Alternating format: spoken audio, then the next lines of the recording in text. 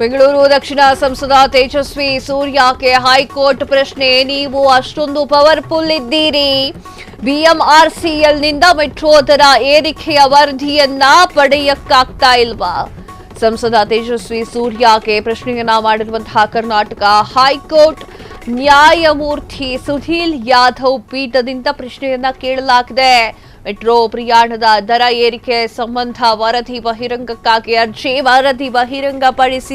ಪಡಿಸುವಂತೆ ನಮ್ಮ ಮೆಟ್ರೋಗೆ ಸೂಚಿಸುವಂತೆ ಅರ್ಜಿಯನ್ನ ಸಲ್ಲಿಕೆ ಮಾಡಲಾಗಿದೆ. ಕರ್ನಾಟಕ ಹೈಕೋರ್ಟ್ನಲ್ಲಿ ಅರ್ಜಿ ಸಲ್ಲಿಸಿರುವಂತಹ ಸಂಸದ ತೇಜಸ್ವಿ ಸೂರ್ಯ ಹೆಚ್ಚೆಂದರೆ ನಾವು ಬಿಎಂಆರ್ಸಿಎಲ್ಗೆ ಪತ್ರವನ್ನ ಬರೆಯಬಹುದು. ನಾವು ಬಿಎಂಆರ್ಸಿಎಲ್ ಎಂಡಿಯನ್ನ ನೇರವಾಗಿ ಭೇಟಿಯನ್ನ ಮಾಡಿದ್ವಿ, ಆದರೆ ಅವರು ಸ್ಪಂದನೆ ನೀಡಿಲ್ಲ.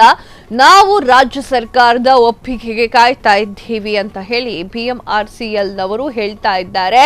ಬಿಎಂಆರ್ಸಿಎಲ್ ಯಾಕೆ ವಿವೇಚನಾಧಿಕಾರ ಬಳಸ್ತಾ ಇಲ್ಲ ಅಂತ ನನಗೆ ಅರ್ಥವಾಗ್ತಾ ಇಲ್ಲ. ಹೈಕೋರ್ಟ್ನಲ್ಲಿ ಸಂಸದ ತೇಜಸ್ವಿ ಸೂರ್ಯ ಪರ ವಕೀಲರ ವಾದ ಹೀಗಿತ್ತು. ಬಿಎಂಆರ್ಸಿಎಲ್ಗೆ ನೋಟಿಸ್ ನೀಡಿ ವಿಚಾರಣೆ ಮುಂದೂಡಿದಂತಹ ಹೈಕೋರ್ಟ್. ಎಸ್ ವೀಕ್ಷಕರೇ, ಬೆಂಗಳೂರು ದಕ್ಷಿಣ ಸಂಸದರಾಗಿರುವಂತಹ ತೇಜಸ್ವಿ ಸೂರ್ಯಕ್ಕೆ ಹೈಕೋರ್ಟ್ ಪ್ರಶ್ನೆಯನ್ನ ಮಾಡಿದ್ದು, ತಮ್ಮತ್ತ ಬಂದಿರುವಂತಹ ಬಾಣವನ್ನ ಬೇರೆ ಕಡೆ ತಿರುಗಿಸಿಬಿಟ್ಟಿದ್ದಾರೆ.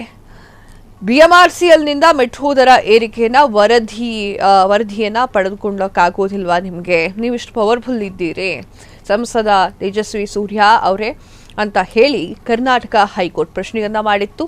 ನ್ಯಾಯಮೂರ್ತಿ ಸುನೀಲ್ ಯಾದವ್ ಅವರ ಪೀಠ ಈ ಒಂದು ಕ್ವಶನ್ ಅನ್ನ ರೈಸ್ ಮಾಡಿತ್ತು. ಮೆಟ್ರೋ ಪ್ರಯಾಣದ ದರ ಏರಿಕೆ ಸಂಬಂಧಪಟ್ಟಂತೆ ಬಹಿರಂಗ ಅರ್ಜಿಯನ್ನ ಸಲ್ಲಿಕೆ ಮಾಡಲಾಗಿತ್ತು. ಕ್ಷಣ ಕ್ಷಣದ ಸುದ್ದಿಗಳಿಗಾಗಿ ಫ್ರೀಡಂ ಟಿವಿ ಸಬ್ಸ್ಕ್ರೈಬ್ ಮಾಡಿ, ಲೈಕ್ ಮಾಡಿ ಹಾಗೂ ಫಾಲೋ ಮಾಡಿ. ಹೊಸ ಸುದ್ದಿಗಳ ನೋಟಿಫಿಕೇಶನ್ಗಾಗಿ ಬೆಲ್ ಐಕಾನ್ ಮೇಲೆ ಕ್ಲಿಕ್ ಮಾಡಿ.